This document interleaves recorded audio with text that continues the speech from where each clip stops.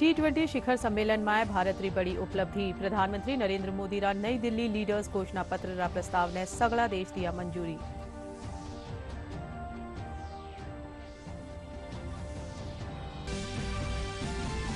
G20 शिखर सम्मेलन ने लैर प्रबुद्धजन और शिक्षाविद कया अब भारत विश्व गुरु री भूमिका माए विकास ने लेर होवेला कई समझौता।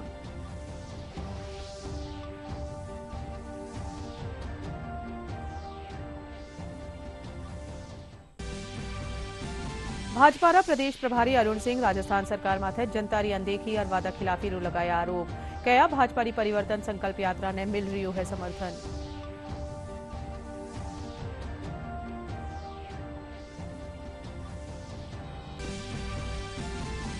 प्रदेश में राष्ट्रीय लोक अदालतारो हो रियो है आयोजन। राजीनामा और मध्यस्थता सु लाखों मामला हो रिया है निस्तारण।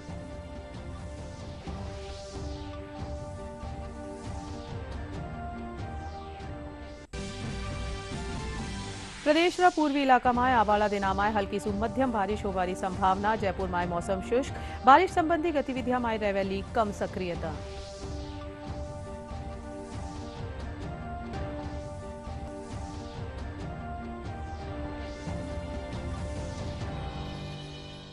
नमस्कार, राजस्थानी समाचार में सगळारू घणो घणो स्वागत। मैं हूं प्रीति और अब खबरा जोवा विगतवार। नई दिल्ली रा भारत मंडपम में आज 18वां G20 शिखर सम्मेलन री शुरुआत हुई। आज G20 शिखर सम्मेलन रो पहलो दिन है। सम्मेलन में अमेरिका रा राष्ट्रपति जो बाइडेन, ब्रिटेन रा प्रधानमंत्री ऋषि सुनक, जापान रा प्रधानमंत्री, अर्जेंटीना रा राष्ट्रपति, इटली रा प्रधानमंत्री, रूस रा विदेश मंत्री और संयुक्त राष्ट्र रा महासचिव एंटोनियो गुटेरेस समेत विश्व रा कई बड़ा नेता भाग ले रिया है। खाद्य और ऊर्जा सुरक्षा सुलेर स्वच्छ ऊर्जा और जलवायु परिवर्तन जैसे मुद्दा माथे सम्मेलन में चर्चा करी जा रही है।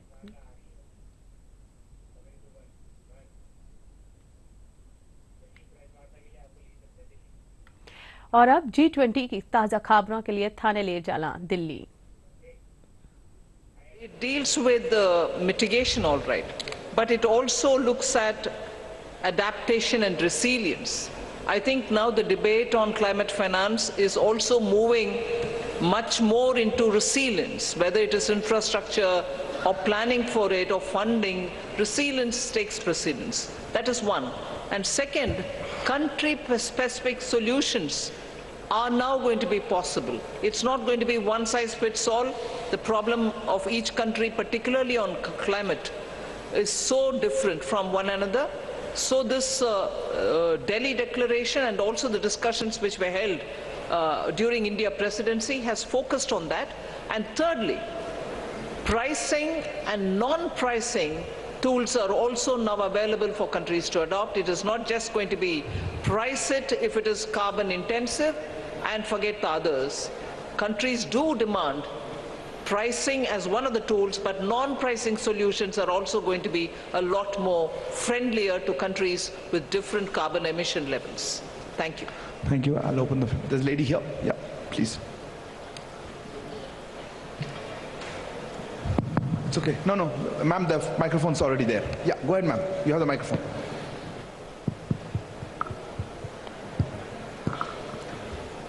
Hello. Yeah. Good evening to the panel. This is Priyashmita. I'm from Informist Media. My question is directed to ma'am. That is, now that there is a global acceptance of the fact, or at least a G20 acceptance of the fact regarding food and energy security, what is the immediate ramification on inflation and growth forecast, both domestically and globally, that you see? Thank you. Well, globally, I think it will have... Oh, sorry. Ma'am, we can take questions together. Okay. Yeah, gentleman there. Yeah, you. The gentleman there who's put his hand up, if you could give the microphone to him. Yeah, thank you. No, not him, not him. I'll come to you, sir. I'll come to you in a minute. Person in front of you. Hold on there at the back. देश में हो रहा सबसे बड़ा global event G20 शिखर सम्मेलन ने लेर प्रबुद्धजन और शिक्षाविद प्रतिक्रिया देनी है। शिक्षाविदारों कहना है कि G20 की अध्यक्षता सु भारत विश्व गुरु की भूमिका में सामने आयो है। इन सम्मेलन के जरिए भारत और दूसरा देशा रे बीच वार्ता के जरिए शिक्षा, तकनीक, आर्थिक प्रगति समेत कई क्षेत्रा रा मुद्दा माथे आपसी सहमति बनेली।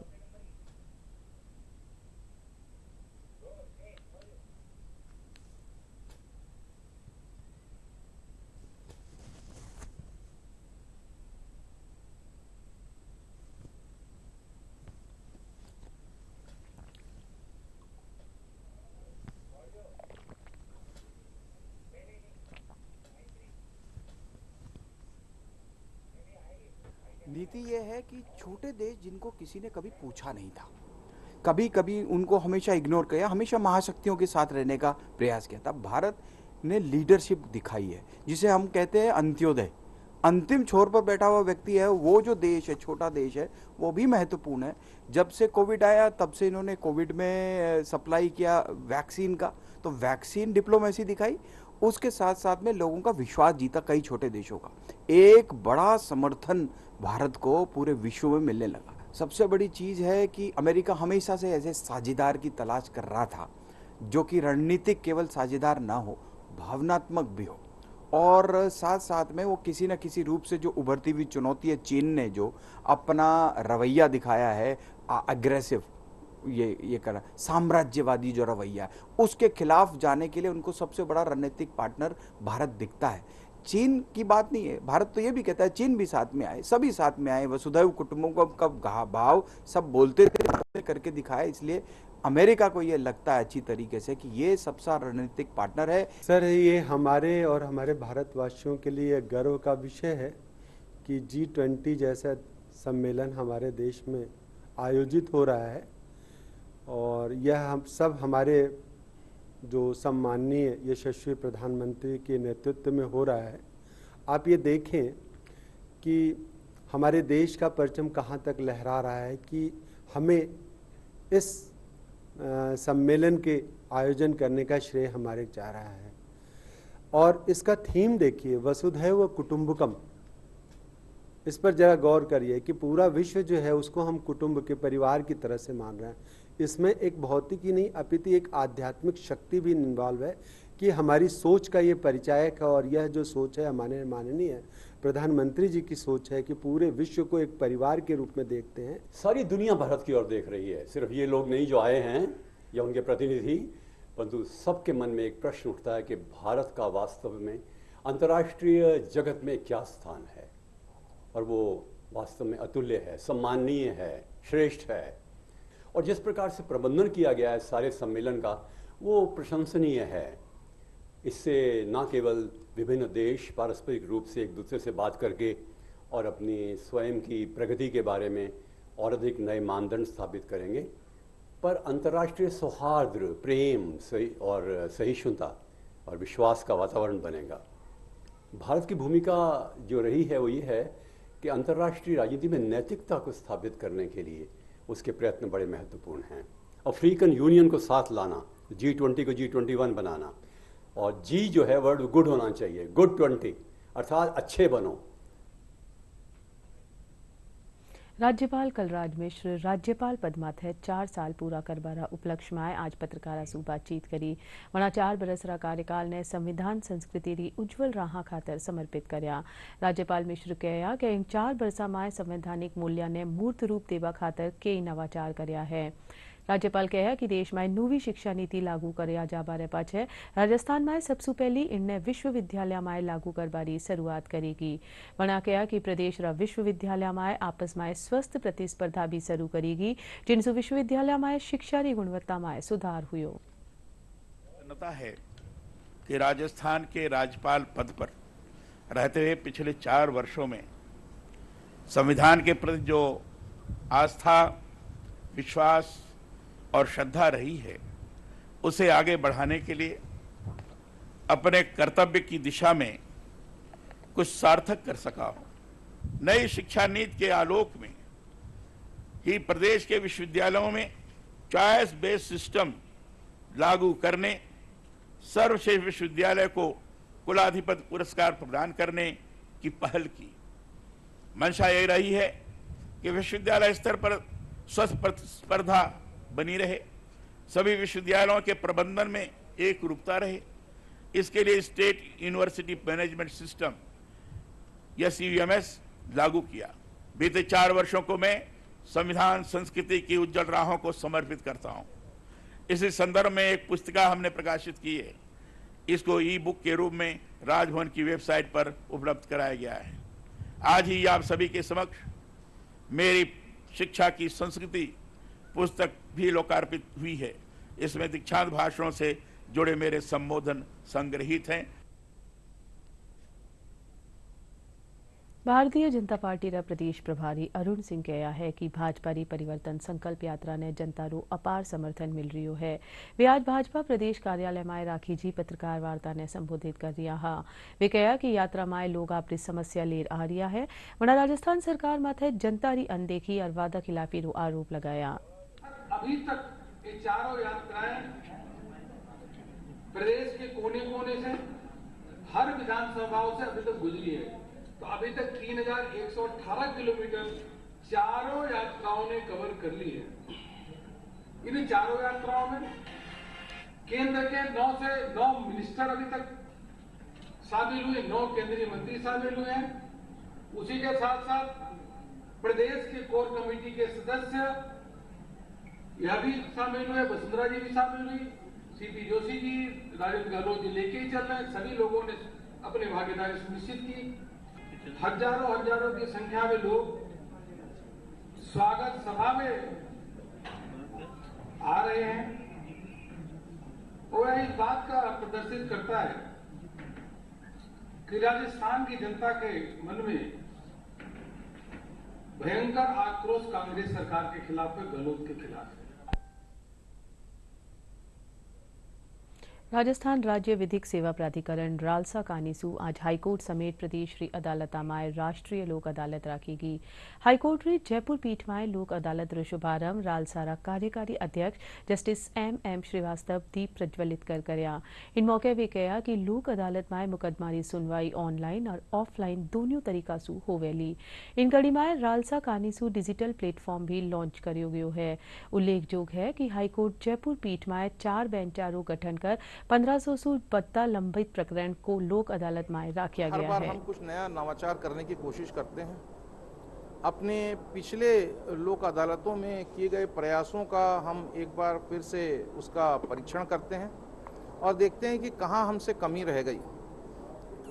चाहे वो प्रचार प्रसार का तरीका हो, चाहे वो अलग अलग किस्म के मुकदमों को लोक अदालत में लाने का प्रयास हो, और इस संबंध में हम कैसे आधुनिकीकरण के नए तौर तरीकों को अपनाकर हम अपने लोक अदालतों को कैसे प्रभावी तरीके से संचालित कर सकें और अधिक से अधिक प्रकरणों में हम पक्षकारों को समझौते के द्वारा अपने विवाद को समाप्त करने के लिए प्रेरित कर सकें, यही हमारा प्रयास हर बार रहता है।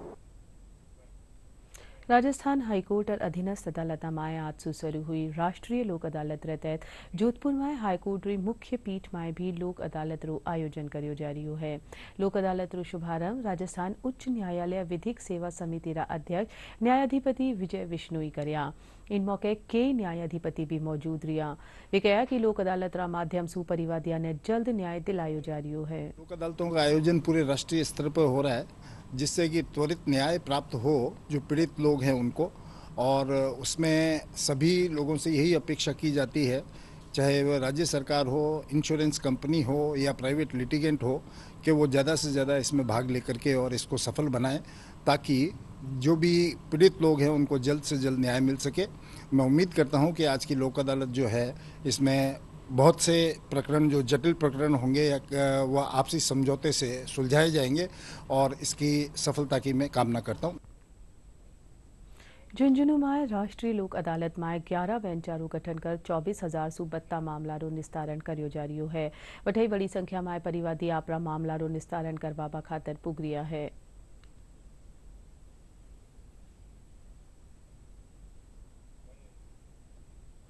दौसा में राष्ट्रीय लोक अदालत रे तहत राजीनामा और मध्यस्थता सु मामला निपटाया जा रहा है। अठे 12 बेंचा रो गठन करियो गयो है। वठे ही 14,000 सु 72 मामला ने सूचीबद्ध करियो गयो है।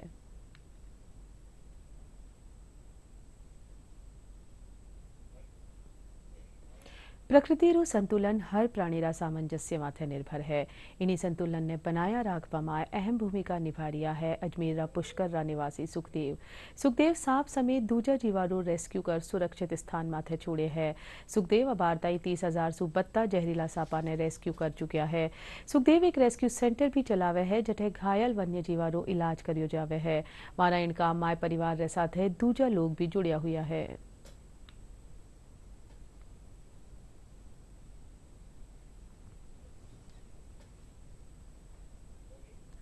को राजस्थान से जोड़ा है, जिसमें सबसे छोटी वॉलंटियर जानवी भट्ट कोबरा जो मेरी बेटी है वो मेरे बाद में यही कार्य करेगी। और इसमें हमने वन विभाग के सारे निर्देशानुसार काम किया है। इसमें एक नियम और है कि आप किसी भी बेजुबान को बचाए तो उसमें वन विभाग को सूचना दी जाती है, और वन विभाग के अधिकारी के मुताबिक इनको एक नॉर्म्स भी बताया गया है कि आप जब भी कहीं रेस्क्यू करते हैं तो उस एनिमल को 1 किलोमीटर के दायरे में जो भी वन्य क्षेत्र आता है उसमें रिलीज करना पड़ता है। ये मतलब कहीं पर भी किसी गांव में किसी शहर में कहीं से भी कॉल आता है, ये वहाँ पहुँच जाते हैं और निःशुल्क भावना से जीवों की सेवा करते हैं और उन जीवों को सुरक्षित नागपाड़ी में, हमारे जो पुष्कर क्षेत्र में नागपाड़ी है, वहाँ उनको छोड़ने जाते हैं और मुझे बहुत अच्छा लगता है। और दूसरी बात, मेरी गुड़िया भी है, जानवी भट्ट है उसका नाम, वो भी यही काम करती है। मैं ना रेस्क्यू करती हूँ, मेरे पापा ने सिखाया, मेरे को जानवर बचाने में अच्छा लगता है तो मैं पापा के साथ है ना पकड़ने आती हूँ। और मैं रेस्क्यू सेंटर में कोई भी जानवरों की लगती है, कुछ भी होता है तो हम यहाँ पे रिलीज कर देते हैं। मेरे को जानवरों को पहले से शौक था, मतलब मैं छोटी थी है ना, उसके बाद छोटे छोटे कीड़े होते हैं ना, वो उनको पकड़ के मेरे घर में से कोई नहीं करता था, मैं ही करती थी। चूहे भी होते थे, उनको घर से बाहर लेके छोड़ के आ जाती थी। फिर मेरे को इनके बारे में पता चला, फिर मेरे को बहुत अच्छा लगा, तो फिर मैंने इनको कहा मेरे को भी सीखना है, तो इनने कहा आ जाइए, तो फिर मैं आने लगी। फिर मैंने पहली बार ब्लैक कोबरा पकड़ा, फिर अजगर पकड़ा, बहुत अच्छा लगा। फिर अभी हम मोर के बच्चे लाए थे, उनके भी बहुत अच्छे थे, उनका भी हमारा इलाज चल रहा है इसके अंदर। मैं भी रेस्क्यू टीम में काम करती हूँ, मेरे को ज़्यादा टाइम नहीं हुआ है, थोड़ा ही टाइम हुआ है। मैं भी यहीं काम करती हूँ, रेस्क्यू स्नेक वगैरह पकड़ना, सर के साथ काम करती हूँ यहीं पे। काश्तकार अब खेती में नवाचार कर आपली आय दुगनी करबारे साथ ही आर्थिक रूप से भी मजबूत हो रहा है। अशा ये किसान है हनुमानगढ़ जिला नोहर कस्बा परली का गांव में रहबाला अजय स्वामी खेती बाड़ी में नवाचार करता थका एलोवेरा की खेती करया।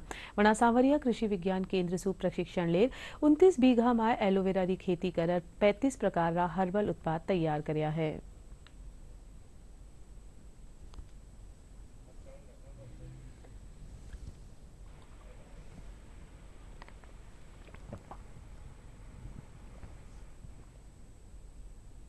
मैं करीबन 27 बीघा में एलोवेरा में अभी खेती कर रहा हूँ एलोवेरा की, और बारमा डिसीज वैरायटी है जो हमारे यहाँ रेगिस्तान इलाके में बहुत अच्छी होती है। और हम ऑर्गेनिक खेती करते हैं, ना कोई पेस्टिसाइड का यूज़ करते हैं, ना यूरिया DAP का। और हमारे 15 साल से मैं लगातार निरंतर इस एलोवेरा की खेती कर रहा हूँ।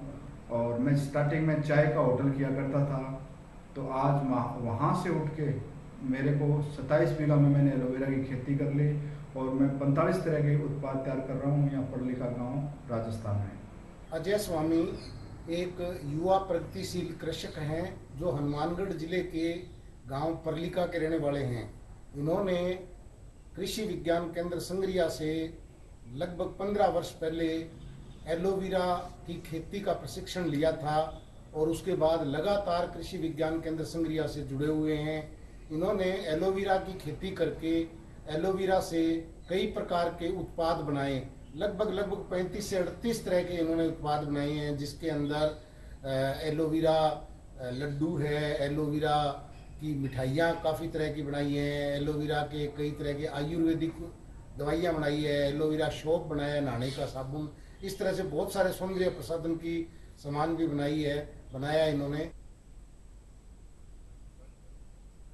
झुंझुनू जिला कलेक्टर और प्रशासनिक अधिकारी स्वच्छता ने ले एक नवी पहल करी है। झुंझुनू जिला कलेक्टर खुशहाल यादव प्रधानमंत्री नरेंद्र मोदी रा स्वच्छता अभियान से प्रेरित हो स्वर्ण जयंती स्टेडियम में जिला स्तरीय प्रशासनिक अधिकारियों के साथ मिलकर साफ सफाई करया। इन दौरान जिला कलेक्टर बताया कि स्टेडियम में राष्ट्रीय और राज्य स्तर का खिलाड़ी तैयारी करवा खातर आवे है।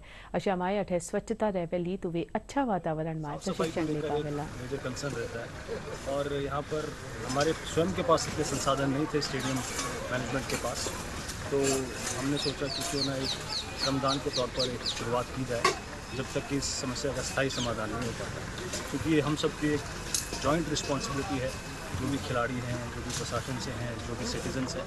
तो क्यों ना हम आज छुट्टी के दिन अपना थोड़ा समय निकाल के थोड़ा सा श्रमदान करके अपना स्टेडियम जहाँ बहुत सारे बच्चे आते हैं उसको एक पॉजिटिव एनवायरनमेंट है, जिसमें एक खुशहाली और एक साफ़ सफाई का संबंध है। राजस्थान में अब काश्तकार खुद आपड़ा खेत में फसल री गिरदावरी करेला।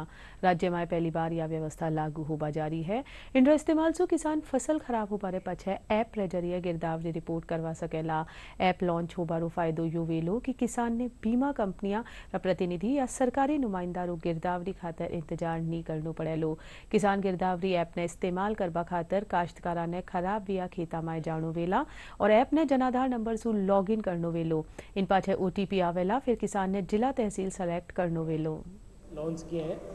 पहला है राजस्व अधिकारी एप्लीकेशन, दूसरा है किसान गिरदावरी और तीसरा है आधार सीडिंग एप्लीकेशन। जो किसान गिरदावरी एप्लीकेशन है उसमें प्रत्येक काश्तकार अपने खेत का या अपने खसरा नंबर चयन करके अपने खेत में जो फसल खड़ी है उस फसल के अनुसार गिरदावरी स्वयं ऑनलाइन पोर्टल पे जाके कर सकता है। यानी आधार कार्ड से जो लिंक किया उस पर OTP जाएगी और वो OTP संबंधित राजस्व कार्मिक को काश्तकार बताएगा।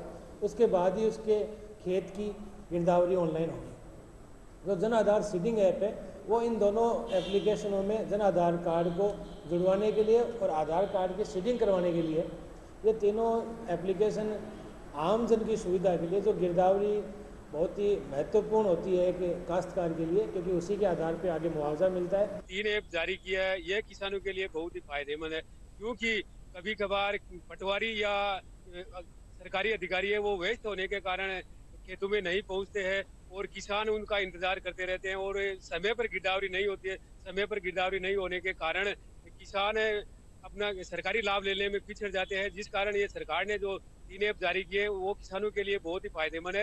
इससे किसान खुद अपने खेत की गिरदावरी कर सरकार तक पहुंचाएंगे और सरकार इसका जो फसल बीमा है उसका क्लेम देंगे किसानों को और यह बहुत ही अच्छा ऐप जारी किया गया है सरकार ने। और अब खबर मौसम री। प्रदेश रा पूर्वी इलाका में आबाला दिना में हल्की सु मध्यम बारिश दर्ज होबारी संभावना है। वहीं पश्चिमी राजस्थान में तापमान औसत सु 2 से 5 डिग्री बत्तो रहबारी संभावना है। लाडला 24 घंटा में पूर्वी राजस्थान रा कई इलाका में हल्की बारिश हुई। वहीं राजधानी जयपुर में मौसम शुष्क बनेड़ो है। मौसम विभाग रे मुजब अबार बारिश संबंधी गतिविधियां कम सक्रिय रहेली। और चाल बहु पहली एक बार फिर सु जोवा मोटी खबरां।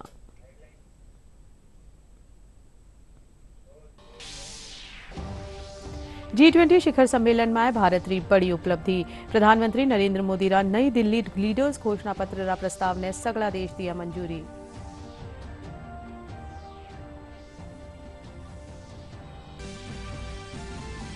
G20 शिखर सम्मेलन ने लहर प्रबुद्धजन और शिक्षाविद कया अब भारत विश्व गुरु री भूमिका में आए। विकास ने लेर होवेला कई समझौता।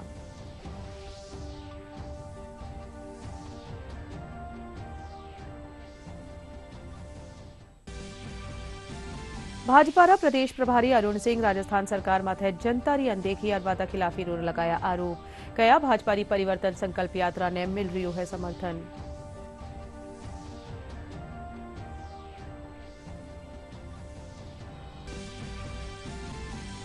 प्रदेश में राष्ट्रीय लोक अदालत रो हो रही है आयोजन। राजीनामा और मध्यस्थता सु लाखों मामला रो हो रही है निस्तारण।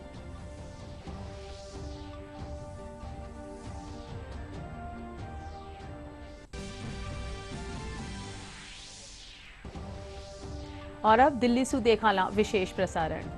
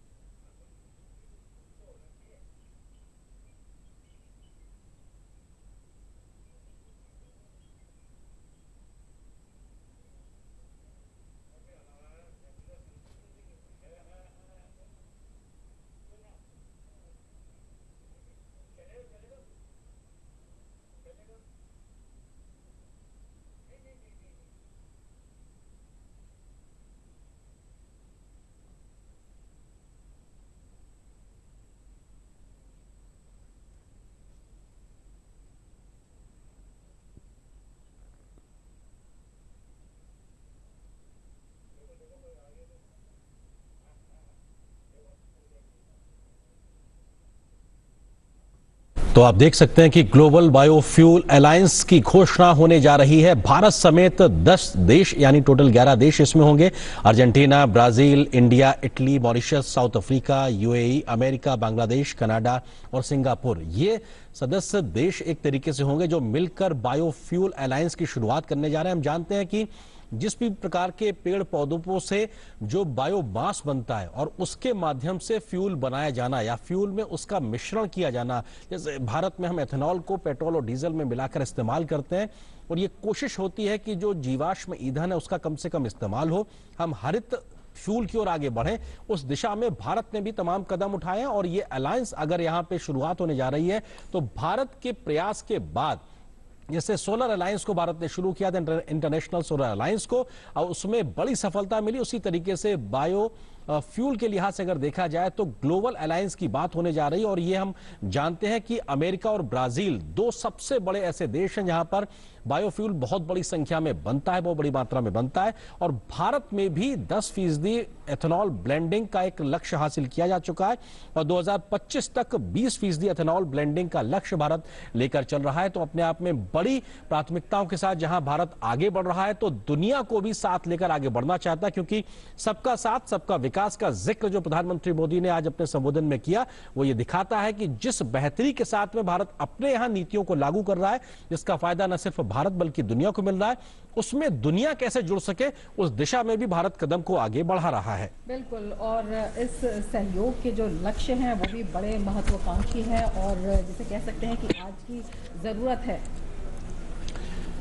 और ये जिस बात का हम जिक्र लगातार कर रहे हैं और अपने आप में ग्लोबल बायोफ्यूल अलायंस, और ये भारत की पहल पर G20 के इतर एक प्रकार से ऐसा मंच की शुरुआत होने जा रही है जो दुनिया को बेहतर तरीके से आगे बढ़ाता हुआ ले जाएगा, जहां पर हम जो कार्बन उत्सर्जन है उस लिहाज से उसको कम कर पाएंगे, ग्रीन फ्यूल को हम इस्तेमाल कर पाएंगे और कई प्रकार की ऐसी ग्रीन टेक्नोलॉजीज के तरीके से आगे बढ़ेंगे जहां पर हम दुनिया को बेहतर तरीके से हम एक तरीके से इस्तेमाल कर पाएंगे और उसको हो रहे खतरे को कम कर पाएंगे। बिल्कुल, एक एनर्जी का बहुत ही अच्छा विकल्प है और उसके साथ साथ जब हम क्लाइमेट की बात करते हैं, स्वच्छ पर्यावरण की बात करते हैं, उसको भी ये मजबूती देता है। इसके साथ ही जो विश्व में बाजार हैं उनको इससे मजबूत किया जा सकता है। साथ ही वैश्विक जैव ईंधन व्यापार है वो भी अगर ये अलायंस, इस अलायंस के प्रयासों से इसे बहुत ही सुविधाजनक बनाया जा सकता है। इसके साथ ही जो दुनिया भर के राष्ट्रीय जैव ईंधन कार्यक्रम है उसमें जो तकनीकी सहायता है वो उसके आदान प्रदान को लेकर ये बेहद महत्वपूर्ण है। और इसके साथ ही जो लगातार जो कन्वेंशनल प्रैक्टिसेस चली आ रही हैं उनमें और कितनी सफलता हो और उनमें टेक्निक का कितना योगदान हो उसको लेकर ये काफी महत्वपूर्ण हो जाता है। और इस पर जो है कुछ समय से इस पर काम चल रहा था, लेकिन अब जिस तरह से ये अलायंस हो रहा है अपने आप में कई महत्वाकांक्षी जो लक्ष्य हैं उनको दिखाता है। और मौजूदा जो क्षेत्रीय और अंतर्राष्ट्रीय एजेंसियां हैं उनके साथ साथ बायो एनर्जी, बायो इकोनॉमी और ऊर्जा संक्रमण के जो क्षेत्र हैं उनमें एक व्यापक रूप से इसको बड़ी पहल कहा जा सकता है, एक बड़ी पहल के रूप में काम करेगा। और ये तस्वीरें जहां पे हम इस बात का जिक्र कर रहे हैं तो प्रधानमंत्री मोदी जो कि भारत की तरफ से बाकी अन्य देशों के साथ में मौजूद की और हमने इस बात का जिक्र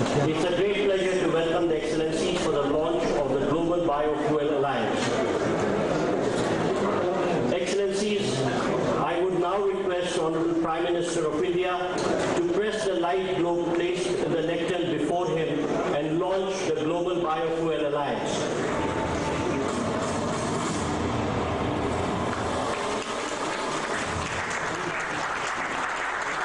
To support respective net zero targets, to solve the energy quadrilemma, to strengthen circular economy and provide cost-effective and environmentally favorable alternative.